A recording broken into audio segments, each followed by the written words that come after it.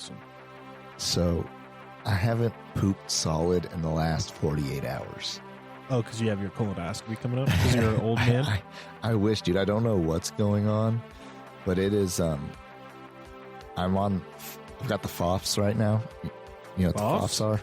It's a fear of farting syndrome. Oh. And, okay. have I talked about my theory on how to rate someone's risk aversion on here before? Like how comfortable they are gambling and fart? Yeah. I don't know if I talked about it on here I don't or know. not. No, I haven't heard of it. But, like, you know, a normal person, which I don't really know what a normal person is, he's probably like a 90-10. Like, they're like, are you saying they say to themselves, I will not fart unless I'm 90% confident I won't shit my pants? Yeah. I think an average person is 99.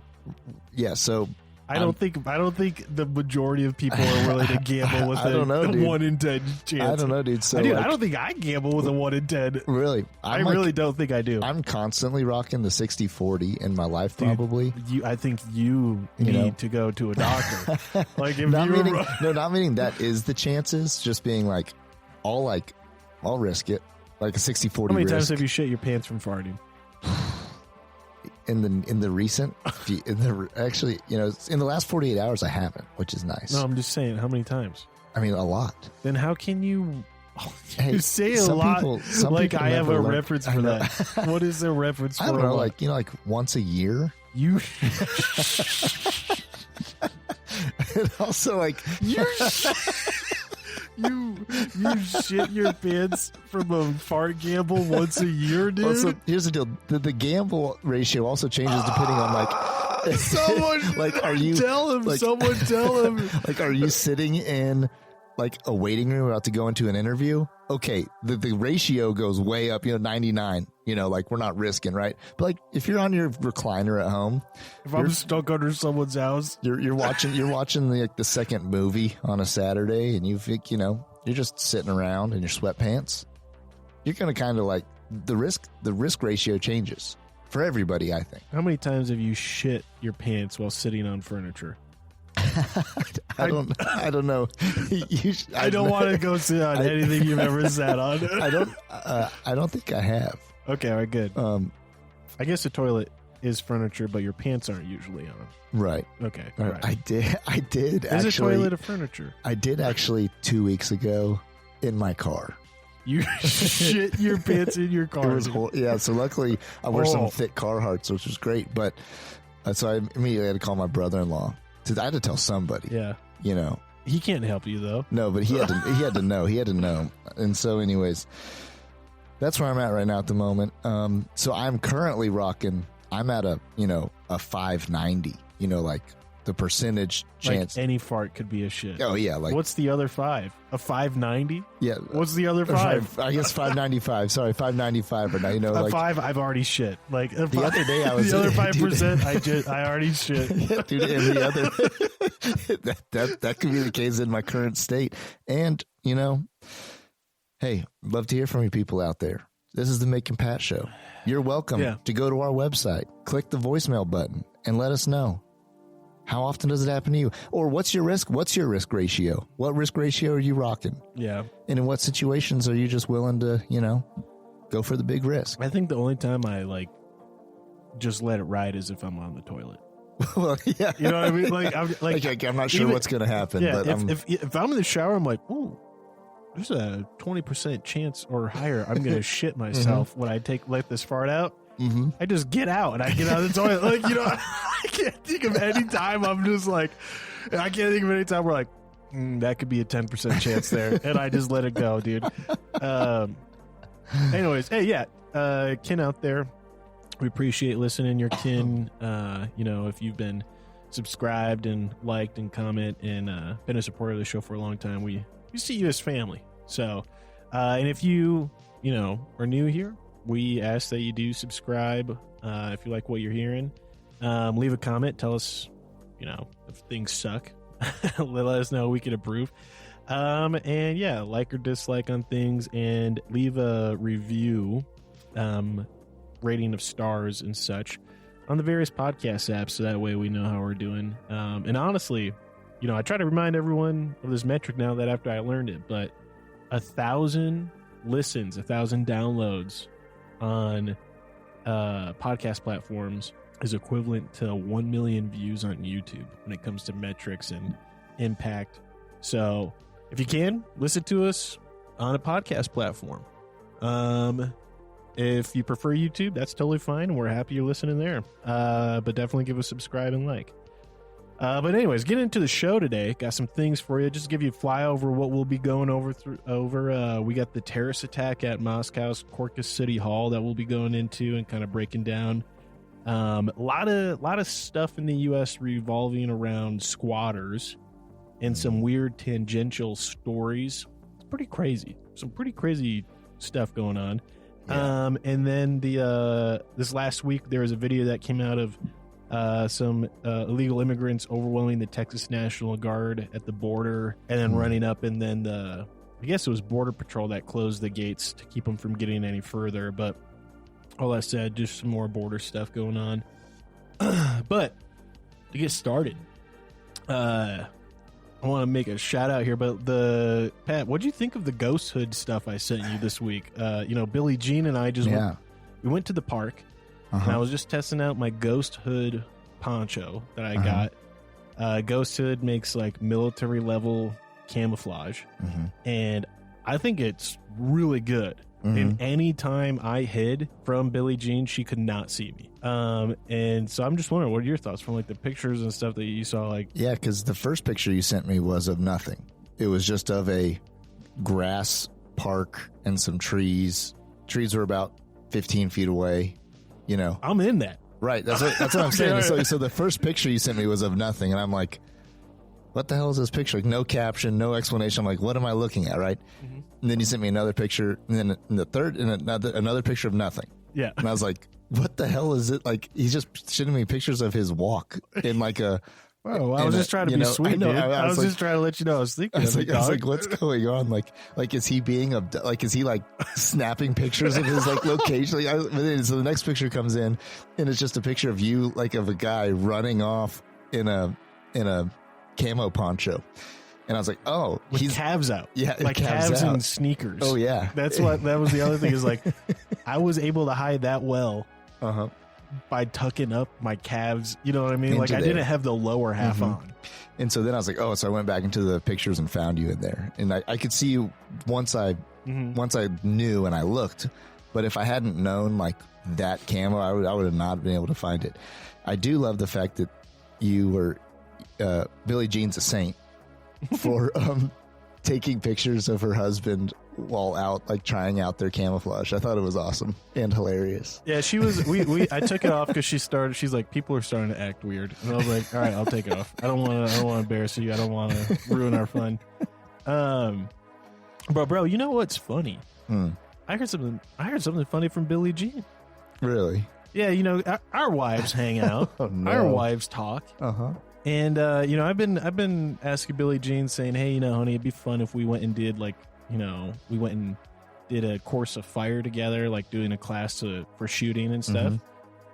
Or we could go do something not as intense or intimidating for you and go do like we could do an outdoor education class on like what you can eat out in the outdoors or outdoor medicine and survival. And just stuff like that, because I want her to feel prepared and capable if anything ever happened to me, or if something happened to her and I just wasn't able to get there. Something as small as like a car accident. Right. She just feels like she has the skills medically and situationally to be okay. Right. And, and I've told her things of like how I think the world is going to be a harder place in the next coming years. And not necessarily that I think the world is ending, but there is a chance that like things don't go over smoothly come the 2024 election, and things don't go over as smoothly when we have a flood of homeless immigrants and people upset about it. And just to like we should consider these things. And we not too long ago I had to run through like, okay, get the shotgun down from where it is in our home, and learning how to rack it and aim it and understand how to like turn the safety off if she needed to use it. And she has discussed these things with Mace Windu. Yeah. And I think with Rice Aroni's wife. And they both have just mentioned something that I just thought was absolutely just horse shit. They said, "Oh, you know, I just don't know if I could handle it if Pat was like that. You know, I don't know if I could handle it if that's how Pat felt, or you know, I'm just happy he doesn't like feel like the world's going to end and stuff like that." And Rice Aroni's wife said something similar, right? And I'm like, "Oh, what?" and Billie Jean was like, "Yeah, I was kind of like, didn't Rice Aroni just send Mick a kissy winky face sticky note on a bunch of medical supplies that like he just tactically acquired? Didn't he, you know, aren't these guys also preparing for this stuff?" And I was like, well, if they are, and they're not telling their wives about it. And I'm absolutely astonished. This stuff's expensive to acquire, bro. Yeah, but all I'm saying is I thought that was horse shit, and that your wives think that you guys aren't into the mindset of preparedness as well. Because I would argue, you know, I would make a case with 90% confidence that of the three of us, Rice Aroni might be the most prepared. Yeah, more confident than I am in my current ability to let a fart rip. That's for sure. Yeah. And so, anyways, I just thought that was funny. And you should know that. And I have to ask her about that. That's yeah. Well, very interesting. Very interesting, because we do share very similar, not all the same, but pretty similar values around being ready for stuff. Yeah. Whether or not it happens. Yeah. Just being ready, right? So anyways, that's pretty interesting, because I would actually argue, I think all of us, for people who don't know, Rice Aroni is just a friend and we want to protect his confidentiality. But I would argue that all of us actually have the same values around preparedness. I just think some of us are more comfortable with extreme methods than others. Like some of us are a little bit more like confident in the skills and how to use them than others. Camouflage park dates. Oh, I wasn't even referring to myself. Oh no, I'm not saying that. But yeah, I honestly, like, when I brought it up, I was like, hey, let's go test this out. And her hesitancy of like, you don't think people will freak out that you're running around in camouflage? I was like, no, because they'll see my bottom half is Patagonia shorts, calf-high socks, and slip-ons from Target. Like, so I think it'll totally disarm them of like, why is that guy in camo? In a ghillie suit, right? It's so nice that lady takes that guy on walks. Bro, dude, there was, honestly, I bet that is how they felt. There was one chick, though, who was like, like, and I be like, the most, like, stop what you're doing because it's bothering me, like, kind of Karen thing, right? Yeah. Of just like, so what's really the reason you need camo at the park?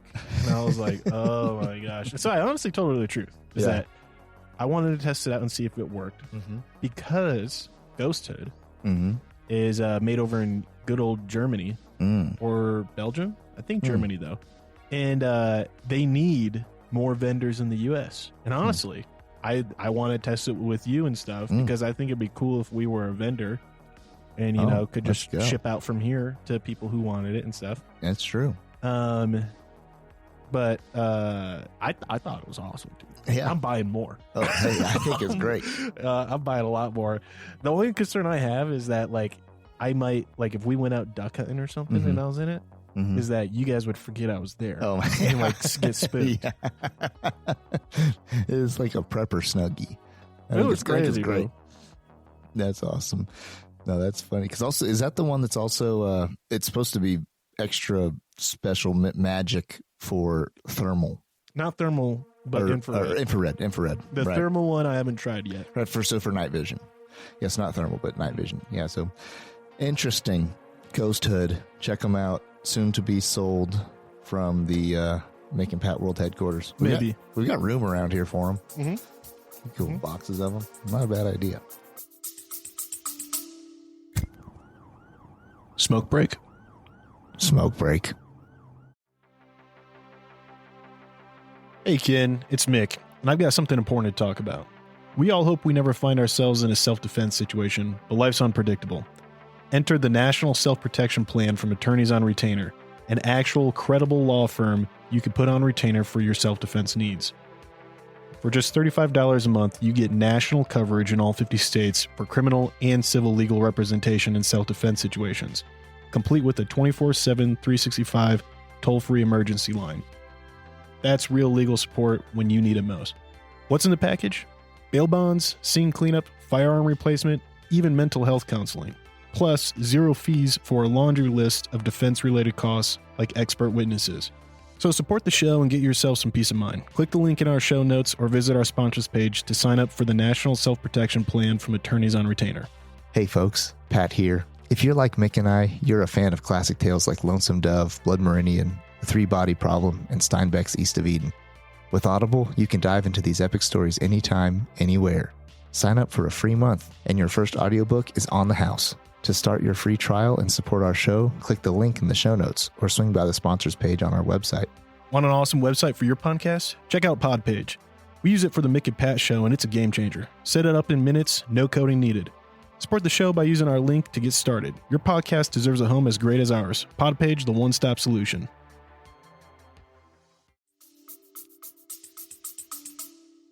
All right, just threw in my zinners.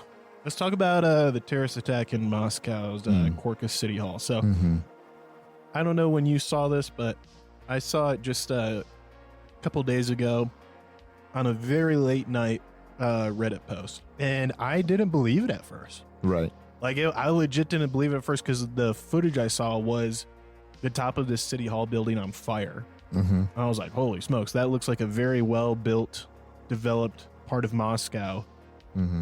How is that going on there? Right. And then when they were like the rumors of what, like, I was like, okay, maybe it really was one very dedicated like mass shooter trying to like, you know, get people up and then like light a bomb off on their roof or something. Right. But then when I was like reading, I was like, oh my gosh, this is a really coordinated terrorist cell attack. Right. You know, and found out, you know, it's 5 gunmen that went into the Corcus City Hall. They killed 145 people, according to the Russian Ministry of Health, and injured another 100. And I'm not even sure what was going in the city hall. Like, I don't think it was a concert venue. I mean, there is a concert venue there, but I don't think there was a concert going on. It seems like it was just kind of like people coming in for a public appearance of something, like a debate or a city hall It session. was actually for a music group. Oh, it was. Yeah, it was like a Russian pop group or something. It was. I remember briefly reading that. Yeah, the footage showed that like there was no one on stage playing any music or anything. Right. I think it was before. You know, it was like people like getting into their seats, settling in, filling up, and I think there was supposed to be a music group playing. Gotcha. I'm going off of too. You know, things might not be entirely accurate here as more stuff comes out, but according to that Ministry of Health and people from Russia and people on Reddit and then some articles, one of the gunmen was killed there, and the other 4 fled. They threw out their automatic weapons, whatever they were. I'm not exactly sure what they were, but they tossed them out of the car while they're trying to get across into the border of Ukraine. Well, they were heading towards it. They hadn't reached the border, right? But looked like AK platforms in the videos. It was hard for me to tell on my phone with the footage. Yeah, and it's crazy because, you know, we were just talking about gun control, the fear of a terrorist attack, right? And in Russia, bro, you can go to jail, like Russian gulag, for having 7.62 one round. Like if they catch you with 1 round on your person, yeah, they're not messing around. Yeah. And it's like there's a whole market too for like non-lethal pistols in Russia. Really? And certain parts of Russia have been debating, and like there's certain policy that might get passed of allowing people to have handguns to defend themselves. But they're not allowed to have it on their person in a public place. They're just allowed to have it at home. But I just thought that was pretty crazy with like, you know, timing wise with what we were talking about, like the concerns of a terror attack here in the U.S. And apparently all 5, according to Putin's briefing, I watched his briefing when he was talking about it, all 5 were from Tajikistan and were part of the ISIS-K terror cell, which I think ISIS-K is just a cell of ISIS itself. And ISIS, took responsibility for it. And he referred to them as non-citizens. So I don't know the whole immigration stuff with Russia. I don't know what their policy is. I'm sure there's stuff like where, you can travel and go into Russia with, certain visas or passports, and you're not considered an illegal immigrant. You're not considered, like you could be traveling, passing through, right? So I'm not sure like these guys are technically illegal immigrants or anything like that, but he specifically said they're non-citizens of Russia. And then they got caught, and bro, that's a place you don't want to get caught. Like, like the torture in the U.S. Don't get me wrong. There's all that media and like stuff that's come out about like how we've gotten information from people, but like, dude, they cut this dude's ear off in what looked like I don't know. It kind of looked like a motorhome where they caught them, and they beat the snot out of these guys to get their confessions and tell them what was going on and like where they threw the guns out at. And yeah, so they've gotten quite a bit of information out of them. I don't know, Pat, if you got any more that you can divulge on it. Yeah. So first of all, backing up a little, because you said it was 140 something people. Yeah, I've seen that's killed. what I saw from the Ministry of Health's report, and I've seen it like 135, 139. So I'm not exactly sure on that number. Yeah. So just like some reference for us would be like largest mass shooting in American history is, at least modern history is, the Las Vegas Music Festival, which was 60 people. Now there was a lot of people, a lot of people injured in that, 850. But, the next highest from there was 49 in the Pulse club shooting. And then next above that was Virginia Tech back in 2007, 32 people killed. So not to degrade or belittle any individual life, but the magnitude of the loss of life in this attack is, is pretty large, and so these guys are in deep caca, as they should be, but also they are going to be, I'll tell you what, if this happened in America, these guys would be getting treated a lot different, because these pictures, did you see the picture of all 4 of them? Yeah, post, all 4 of them have their arrests. Their face is unrecognizable from being punched. There's videos of them getting arrested with normal shaped faces. And then there's like 3 hours later, pictures of them like mugshot status with very different faces. Oh, yeah. And some of them missing ears, And so the Russia, Kazakhstan, you said it was Kazakhstan? Tajikistan. Tajikistan. Different world than we live in. And as far as other information on this, I don't think a lot more has come out. I don't know if a lot more information will come out, because the flow of news in a place like Russia is a little different than here, and I think these guys will just kind of start to disappear off. And so ISIS-K has made claim of the attack, and I think it's been kind of confirmed. That being said, it's always hard to know with terrorist attacks, who is really behind what and who did it. But ISIS and terrorist groups like to make claim of attacks, but all the sources are leading to it being ISIS-K right now. And there was, a way that terrorist cells work so that they can function without being caught and without and for many different reasons of how they get controlled is basically you have, little splinter cells, a group of guys, 2 to 6 people typically max, that are they're like operating independently. They're operating independently in their own little group, and they just get information from 1 or 2 sources that tell them when to do what, where to do what, how to do what. Here's where the money is. Here's where the gear is. And so and that's pretty standard protocol for terrorist splinter groups for years and years and years, especially Islamist groups. They keep a really hyper decentralized command. You know, it really is centralized command because of the fact that these other guys can't necessarily make choices for themselves. But during one of the interrogation videos, you know, we see that as evidence where they're asking him about questions, and he's really kind of like, I think, and you know, people can lie, but seeming to me like he's telling the truth as far as saying, I don't know who told us to do this. You know, he just gives us a call, told us this much money, this is what to do, you know, that sort of thing. And so, yeah, and the money too is like not life changing. No, it was like 1 million rubles, which is about 10,000, 11,000 US dollars. Right. So it's like they're not having to shell out tons of money to get people to do these attacks. Right.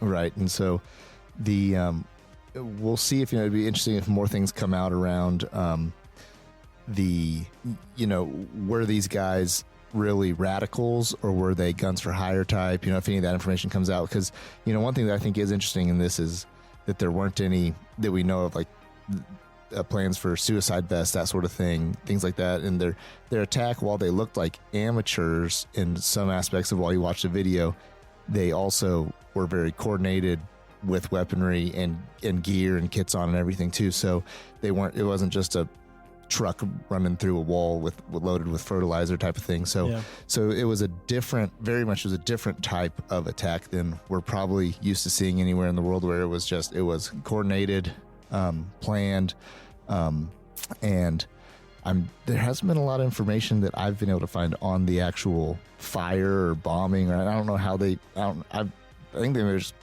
caught the curtains on fire and burned the place down, because it didn't seem like there was much of an explosion or like death from explosion. I don't know, and I haven't seen a lot of information on that for the concert hall with the fire.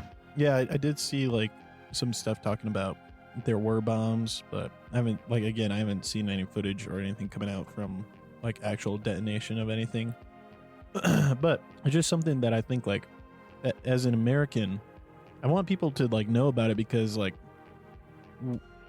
we're not used to a terror attack like that for a long time. You know, we haven't had something like that in a long time of like a coordinated group effort. You know, a coordinated group of individuals. Last time we saw that was 9/11. Right.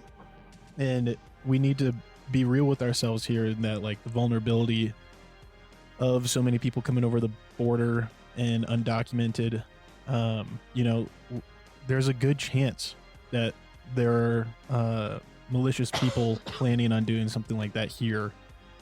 And it's good to be aware and prepared, and, you know, consider your surroundings, and, you know, kind of have a plan.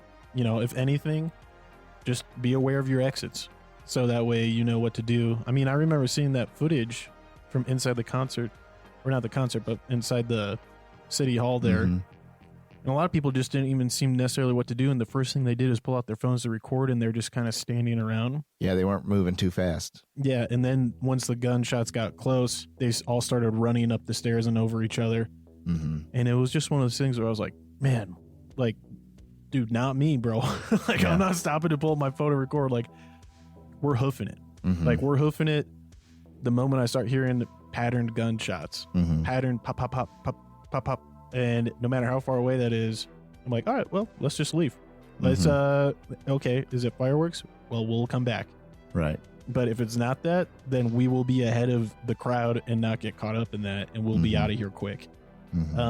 Anyways, with that, kind of as, you know, bleed into the next thing, a lot of people are talking about how there's now, after this, a huge anti-migrant sentiment building in Russia, and concern about that and how that will impact people in the area. You know, Russia is touching a lot of other nations, and there's a lot of immigrants in Russia, and so a lot of people are kind of concerned of, you know, what will be Russia's response to migrants as a whole. Which kind of bleeds into this other next point that I want to talk about with the whole squatters thing here in the U.S. Saw a video of this guy. He's popular on TikTok for some reason, and he's a Venezuelan migrant here, and he calls people comrades in his videos, talks in Spanish.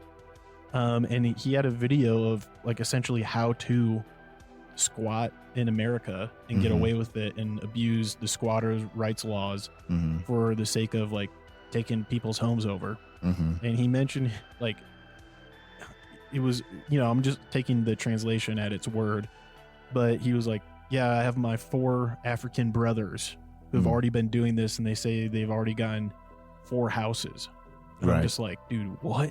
This is crazy to me that like people like this is just now like occurring in America where there's this movement to take people's homes by just going in and claiming, yeah, I live here now. And like the audacity to do that here where, it's not happening in like, China. The higher, well, yeah, it's not happening in China, but it's not happening in like the more 2A friendly states. Oh yeah. You know what I mean? Like it's happening in the states where they feel pretty comfortable going into a house and claiming ownership of it. And, they're literally scouting out like houses that don't seem to have anyone living in them. And I just found that pretty crazy. This guy's like giving instructions on how to steal people's homes. And it was pretty ironic because this woman in New York, she came to her house to get it ready for renters, and she saw that there were people squatting in the home. And so she changed the locks on them. These people called the New York City police, and the police arrested the woman for violating squatters' rights and took her to jail. Good work, boys. Yeah. And what was funny is like some vigilantes of the neighborhood were like, yeah, no. Like they went to that house and they kicked all the squatters out. It just kind of took, and then, it seems to have been nonviolent, right? But they just kicked them out after that. And so now that lady's got to deal with like, corrupt justice system that is favoring trespassers and squatters over her as an owner. But at least now she doesn't have to deal about kicking the squatters out. Like they got intimidated and left. But this Florida sheriff did a press recently on March 24th about essentially the issue of squatters and them like not always picking homes that don't have occupants. And he made it very clear. He's like, Florida is a stand your ground state. You have the right to own a firearm, save the taxpayers money, shoot these people. Yeah. And I was like, damn, bro. He wasn't really like mincing words or pulling punches. He was pretty much like, he said, he was like, here's a list of like, he was given like, we offer classes on how to properly use a firearm. Yeah. Learn how to do it so that next time you can save the taxpayers money. It's like, he's given the green light on that stuff, which is it's pretty crazy. And it's pretty crazy, and it's a shame that like that needs to be it said. Needs to be said or needs to come to that, right? Yeah. Like the fact that it's like, so in both these cases where the woman in New York and then the sheriff in Florida, you have 2 totally different sides of the pendulum, right? On these topics, like especially with law enforcement. Yeah, with they're both that's like the law enforcement side. One's straight up arresting the lady. The other side's like encouraging, like, like here's the deal. After when we show up, there better not be anybody to arrest. It's like holy smokes. Yeah, dude. And so you have the it's going to encourage the behavior in New York. It's going to happen more, right? And then also on the flip side, like there will be, because of those sheriff's words, somebody will lose their life. Right, like from that, like there's no doubt. Like, we've all know the Florida man. We know the Florida man was listening to that sheriff, and the Florida man is gonna, who knows? He's gonna not wait to pop off. He's not gonna wait to ask questions, right? Where, hey, maybe the guy would have left. Maybe it was a bum wandered in, like and you have your rights, but at the same time, like the pendulum's so swung to both sides. It's just like it's insane, and then to have like really no unity or congruent like ruling on any of this like throughout the nation, and then it's surprising. And I always think I'm always dumbfounded by squatters laws and squatters rights, and just like the fact that like really like that made sense when there was a time in the country where like if you wandered, if you're like wandered into somebody's cabin, like you could winter out there. Yeah. And like you had the right to survive that out with them or whatever. Yeah. Like that was kind of like the basis of these things. Their unoccupied cabin. Right. Yeah. Not like just walk in and be like, all right, so I'm going to live here for the next 6 months. You got to deal with it. But also in the same case, like if you also wandered into an occupied cabin, someone might have been like, all right, you got 3 days. Sleep in the side room, right? Versus that would have been like the hospitality extended to you. Yeah. And where so squatters' rights used to make some sort of sense, I think, in the world we lived in, where like there's really, I don't think there's a place for them anymore necessarily, and so or a good argument to be made about them. And it sounds like it's really encouraging like this vagrancy and unsafe situations for people, as well as like, so someone's going to listen to this guy on TikTok, go try to take a house in Florida, and that dude's not going to. He's going to have a bad day. Not going to make it out alive. So it's a rotten situation for that. And I don't know what's going to be done about that, because we're going to see a rise in both sides of these things coming on.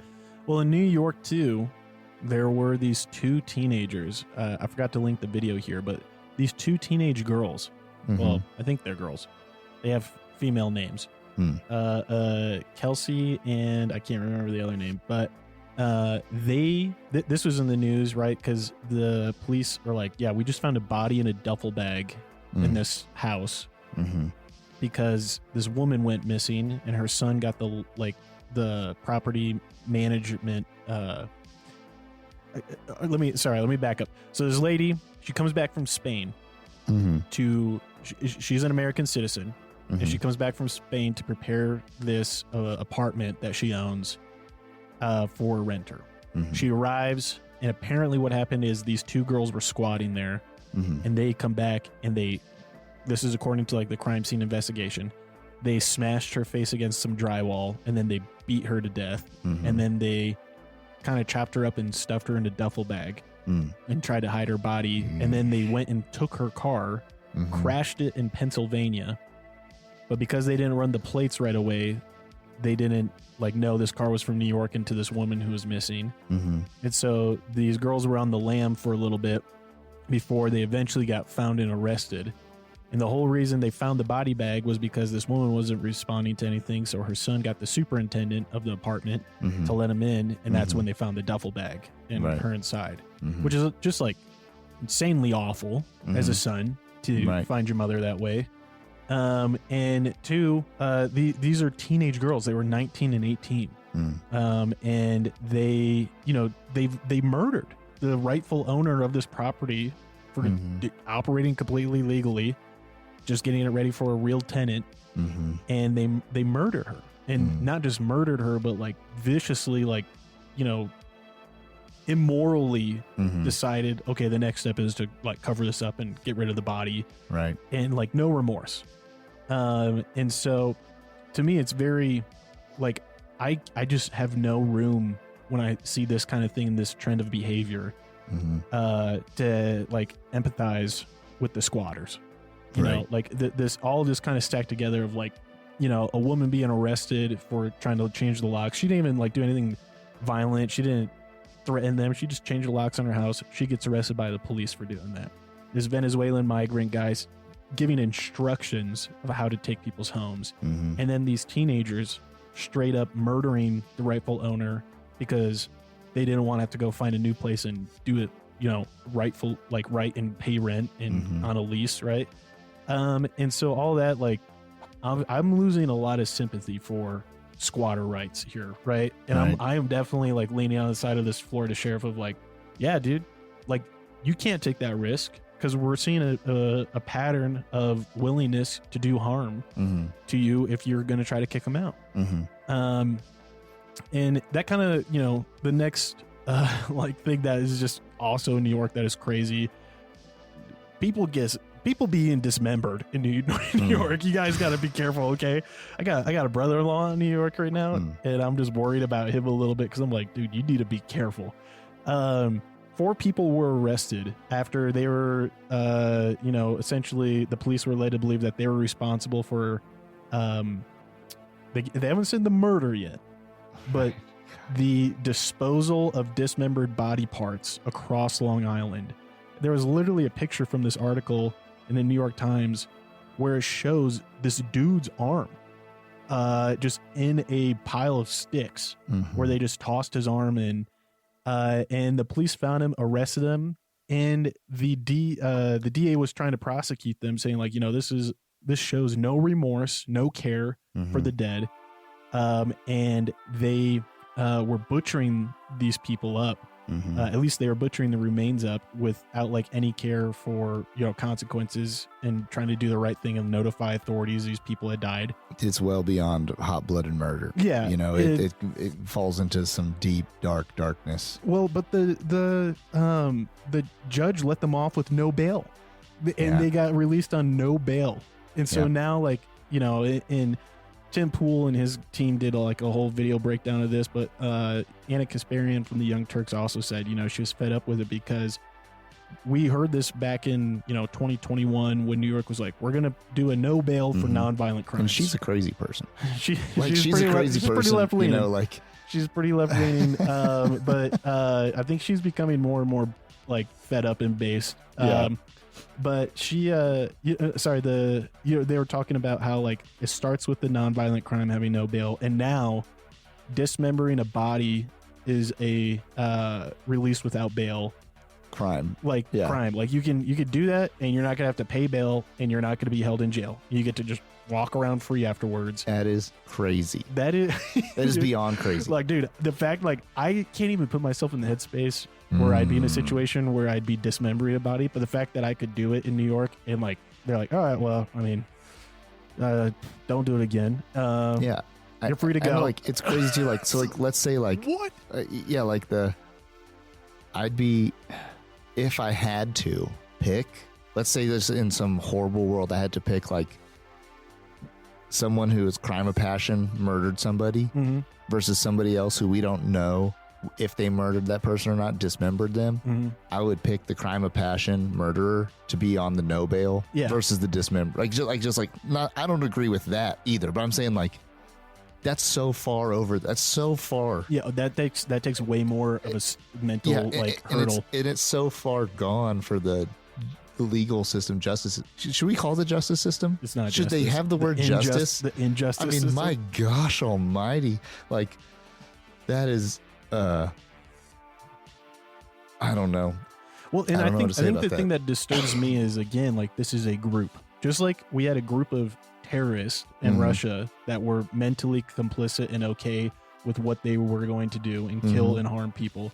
We have a group of 4 people who were all on board and for dismembering this couple. And like this New York Post article shows a picture of this couple, and they look just like average, everyday Walmart people.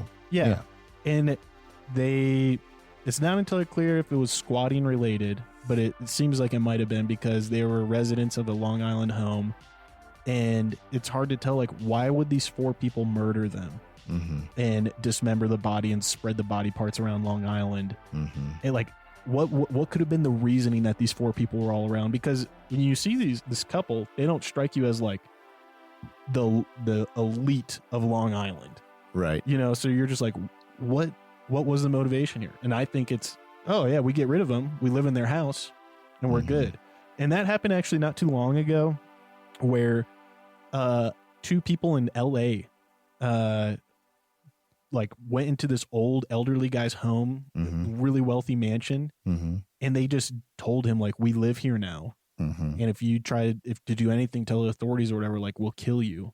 And they ended up, after the guy died, hiding his body. And now the woman who was behind it and tried to like inherit the real estate via having lived there for like 10 years or whatever, she's now going to jail for like 20 years. And she just got sentenced pretty recently. But it's like one of those things of like, this happens. This has happened before. It's not too far to assume like that's what their plan was. Of like, we'll kill this couple. We'll claim we've been living in their house while they're gone. Don't know where they are, right? And then we get to kind of have this real estate in New York that is in our name. And it's absolute madness to me. So Anyways, moving on to the last kind of thing I wanted to touch on this week is this video that was coming out of illegal immigrants storming a razor wire fence in Texas. And the Texas National Guard, you could see, is like trying to keep them back and from running over the fence. And there's like a couple guys that just have their phones out. I'm like, bro, you need to have your gun out. And you need to have that, like, I'm not saying you need to be shooting these people, but you do need to have your firearm in your hand. So that way, at least when they break through this fence and overwhelm you, they can't take that from you. You know, you need to look like you're prepared to respond to violence, right? And a couple of these guard guys are just like phones out recording what's happening. And then the fence goes down and, you know, several hundred migrants just overwhelm them and start running up to the next fence, where apparently, I guess the next fence was actual border patrol that was securing that one. Right, because that was also, it was like a chain link razor wire fence with a buffer, and then the big border wall fence. What's scary too is those guard guys got locked in there. Like it's like survive, motherfucker. Yeah, dude. Like it was straight up like you're on your own. Yeah, they got locked in there with the mob, man. Yeah, dude. It's bonkers to me that like that's happening, you know, down below. And like I look at that, and a lot of people are drawing comparisons between like we need to secure the border, not necessarily with the same policy, but we need to secure it to the level that Egypt has with Gaza. I've been seeing a lot of people making comparisons. If you look at the Egypt border wall with Gaza, or, you know, you could say Israel, because I think that's how Egypt defines that wall. It's a pretty intense wall with like rows of razor wire on it. So like even if you start climbing it, you got to get vertically over razor wall before you even get to the top of the fence. And Egypt for a long time has had a standing shoot to kill order on anyone they see as an illegal immigrant attempting to cross the border. It doesn't even matter if they're trying to get into Egypt. It's just if they see anyone trying to cross into the Israel-Gaza side or the Egypt side, it's a shoot to kill order, not a shoot to stop. Which back in 2010, there was an article written that went into how they had killed 14 Africans that year attempting to cross into Israel. And like Egypt has a very clear history here of like, you try to get through this border wall, you will be shot. Yeah. The one difficult, just a quick thing there. Sure. That wall, that border, 12 kilometers. Yeah. Way less. And then the American southern border, 3,145 kilometers. Yeah, but you got to start somewhere. I know. I'm just saying. Just a little bit of perspective on that one. But it's one of those things though, where I'm like, I don't believe we need a shoot to kill order on the border, but it is one of those things of like, people need to think.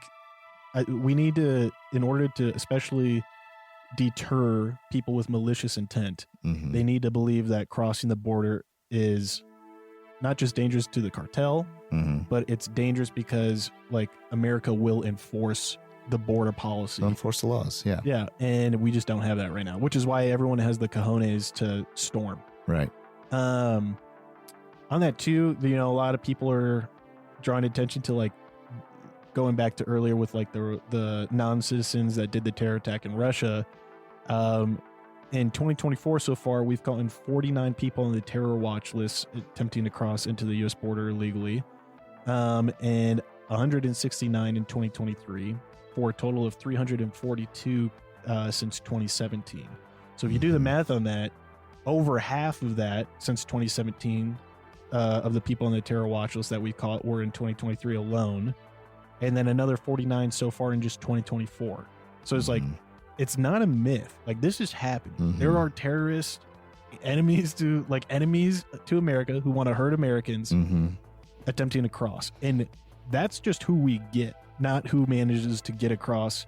And there's been articles also on like how hard it was for ICE to get permission to arrest and interrogate and then export people on the terror watch list who had made it into America illegally and were just walking around scot-free, able to do whatever they wanted with no accountability. And they had to make these cases to the federal government to get the permission to go after these people. And so like this is occurring here right now. And this is why like I'm trying to make sure people like, I'm not saying like live in fear. What I am saying is don't be the people who think, oh, that just won't happen. That just won't happen. It's like, it won't happen if we have well-informed policies that are being enforced by the powers that be. Yeah. And when that fails, there's nothing stopping them from getting to your community and doing harm. And actually, there's more things getting in the way of the powers that be from enforcing it once they get in. It's a lot harder to get them out once they get in here than it is to just catch them at the border and turn them away. So and the last one here is this thing of like, you know, the National Guard have been deployed on the New York subway. Again, New York is just struggling. But they've been deployed to do bag checks, which makes me think, okay, there must have been a valid threat of like a bomb or something like that to warrant this. But according to everything that's going on, it's just because of subway crime in general. So I'm not sure what like bag checks are going to do to deter subway assaults, because apparently subway assaults in 2023 were the highest they've been since 1996, and there's been an 11% rise already in 2024. So it's like it's only going up.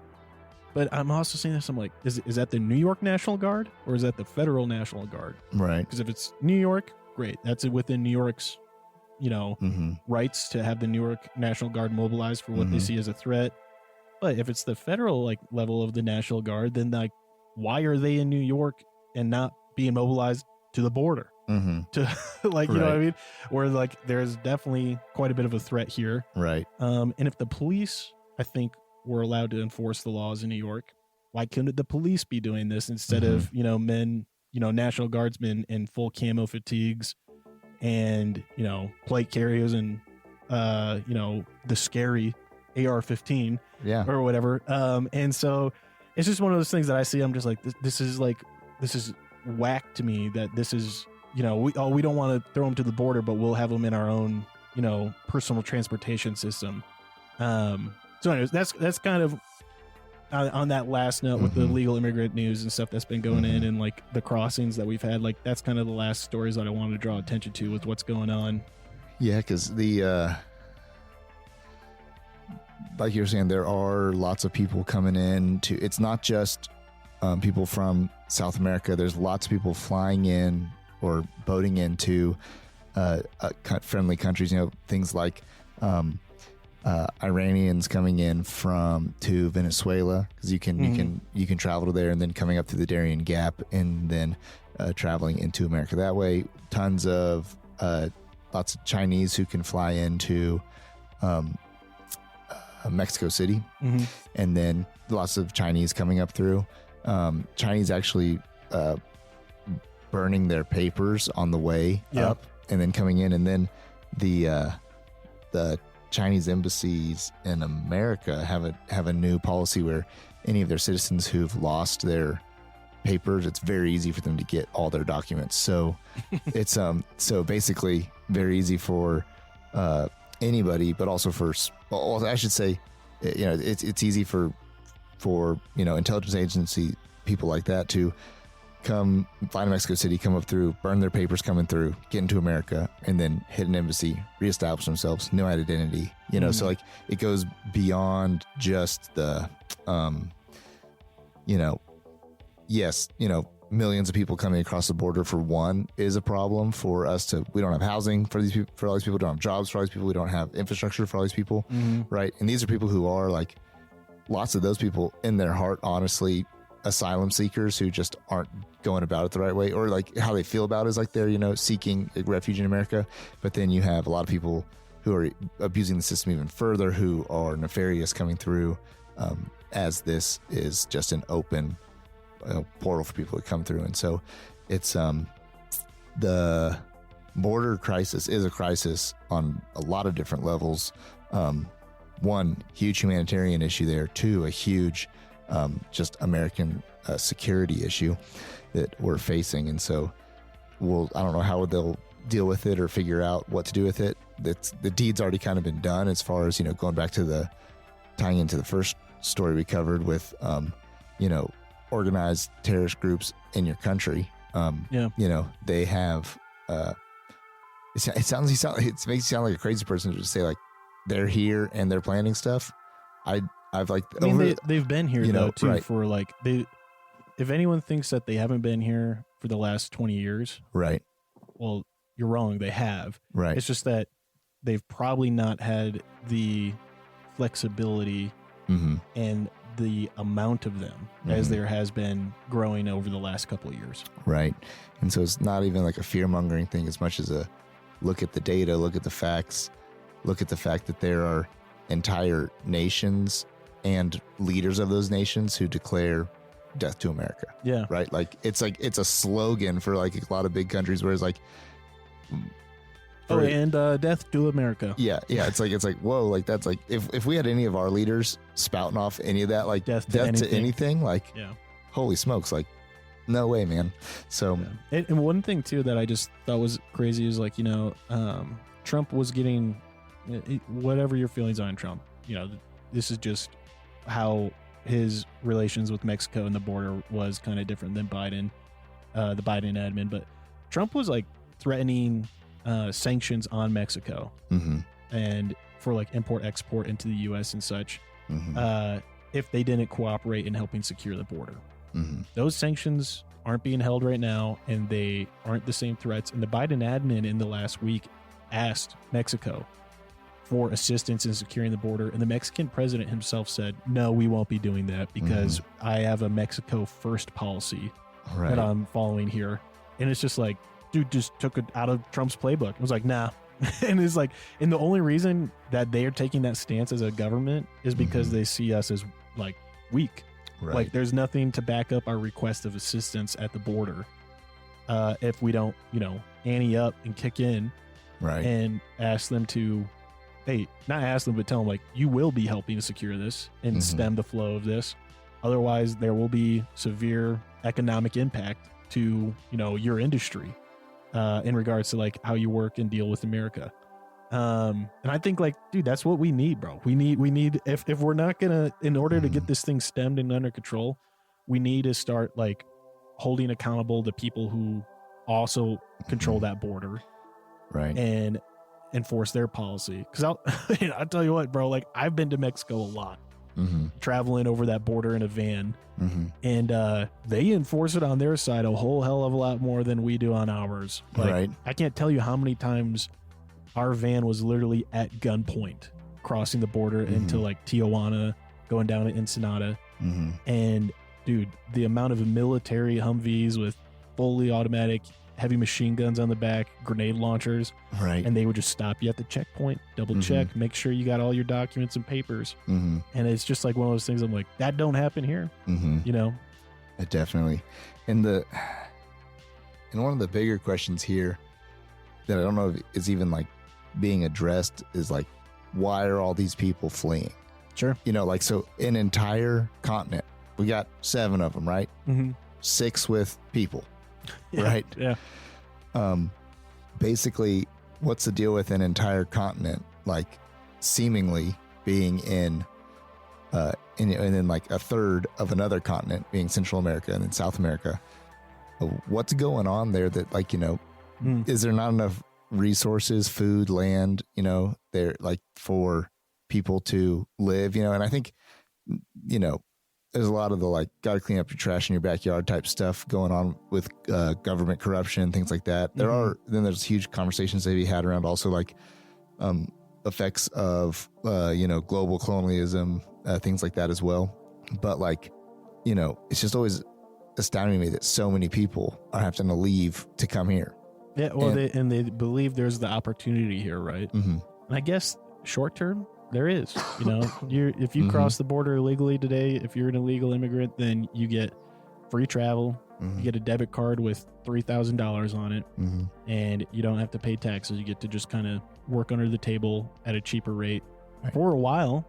Healthcare. But you're going to always remain until you become legitimate. You're going to remain, unless you do something criminally, you're going to remain in one of the lowest economic classes in this country, Mm-hmm. and you're not going to get that dream.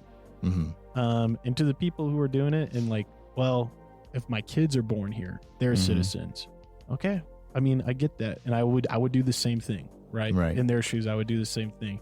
But like, I do think that there will be a rude awakening for the 10 million or so who have crossed already in the Mhm. coming years of like, regardless politically, whatever happens is like that class of people, legal immigrants, never really come out of the lower like economic class.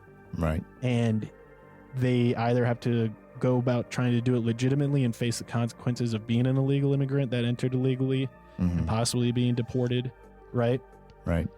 Or they have to continue to be shady under the table with how they make a living.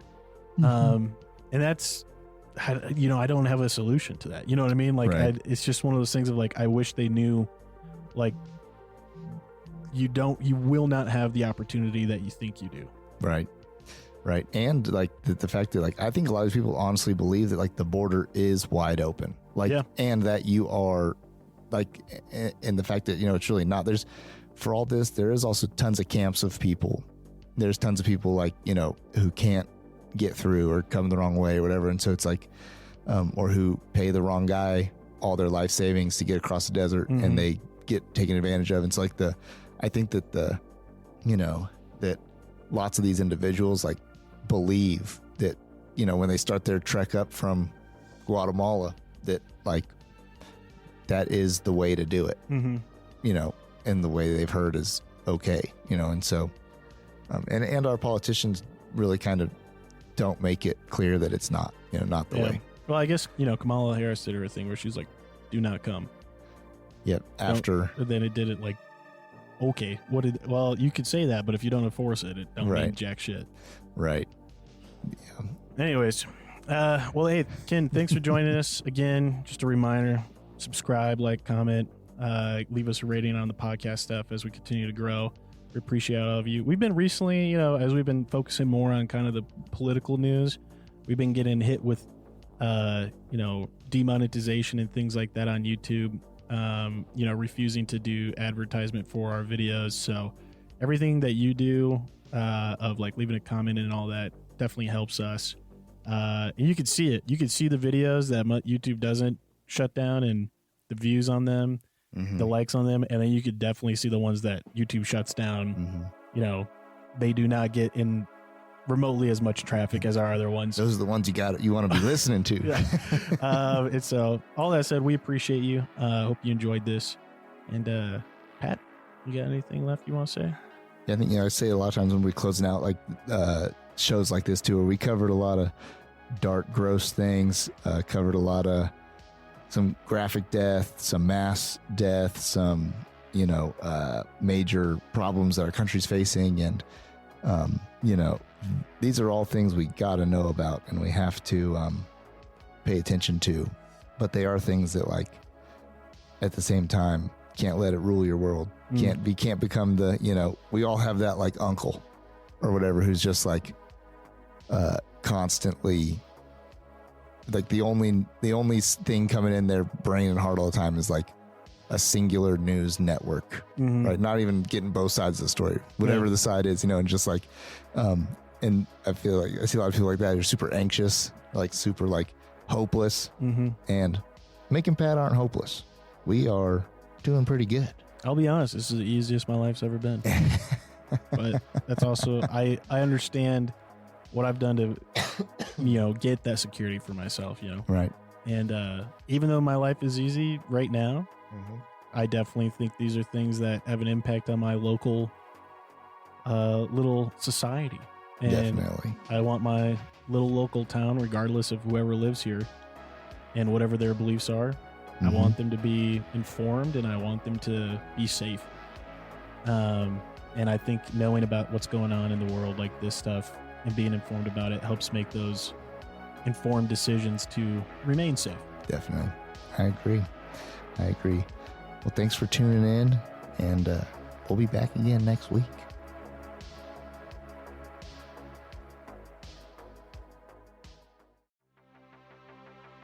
Thanks for tuning in. If you love this episode, drop us a review. If you have qualms or comments, leave us a voicemail on our website. While you're there, check out our latest news, merch, and deals from our sponsors. Till next time, Ken.